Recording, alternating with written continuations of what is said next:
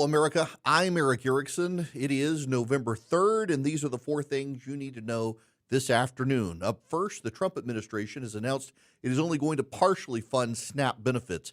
It has some emergency funding that it can pull in to fund SNAP benefits and argues it would have to have congressional authorization to spend additional funding. Now, what's wild here is even with the judge's order out of Massachusetts that told the Trump administration to spend the emergency funds, the Trump administration acknowledges it's only got about 2 weeks left in SNAP funding unless Congress appropriates more. So the pain is going to magnify. And because there are no universal injunctions now due to a Supreme Court decision, the decision to fund SNAP benefits doesn't apply in every state. Now, governors have stepped up in New Jersey, in New Mexico, in Texas, Louisiana, Virginia, Florida, and other states. SNAP benefits are going to be funded, but even the states are sounding the alarm that they've only got a limited runway of about a month before they run out of funding they can have for the SNAP program as well.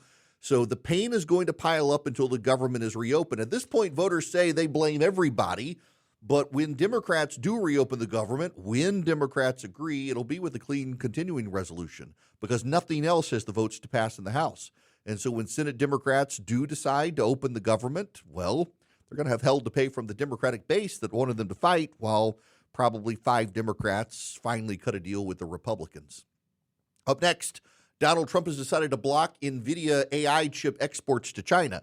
He didn't even bring it up to Xi Jinping in their meeting the other day and decided that he would do it. He signaled originally that he was open to NVIDIA doing this in limited numbers and limited ways with limited types of chips, but has walked it back and thought it would be a bad idea to allow them to pursue exports to China. However, some deals are going to be authorized to other countries, including, for example, the United Arab Emirates and elsewhere. And there are real analyst concerns that those countries could serve as a backdoor to China, where chips are purchased by foreign governments who then resell them to China under the Trump administration's nose in a backdoor deal.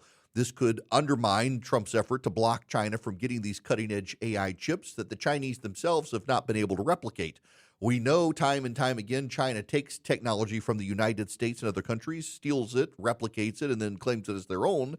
It's one of the reasons China is so ahead of every other nation now in issuing patents. By and large, a lot of countries are now treating their patent developments as trade secrets instead and not patenting them. Why? Because once you patent them, they become a public record, and China tries to re-engineer them. So you have a growing body of companies that are just treating their new developments as trade secrets to avoid getting into the hands of China. There is real fear if China gets their hands on these NVIDIA chips, they'll just re-engineer them and call them Chinese.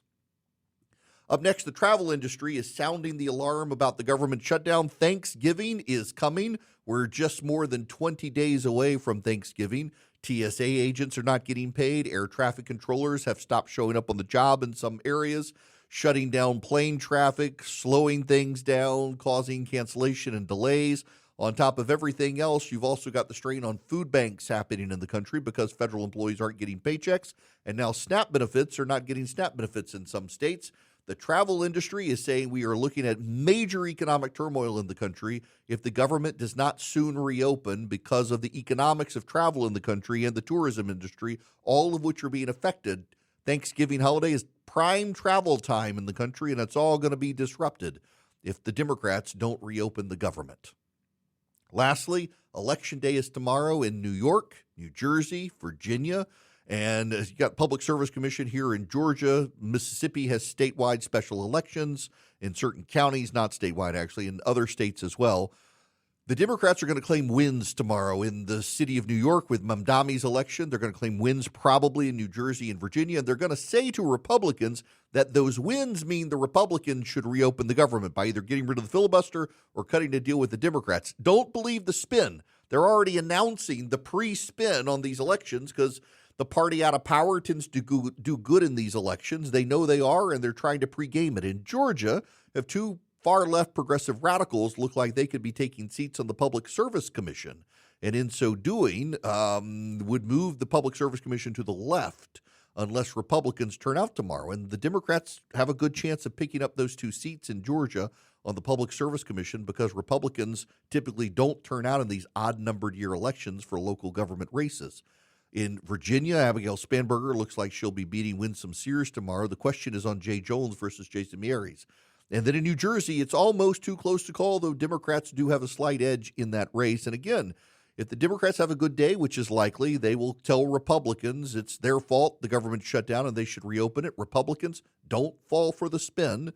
Make the Democrats do a clean reopen. These are the 4 things you need to know this afternoon. I'm Erick Erickson. Stay informed, stay engaged. Above all else, please keep the faith.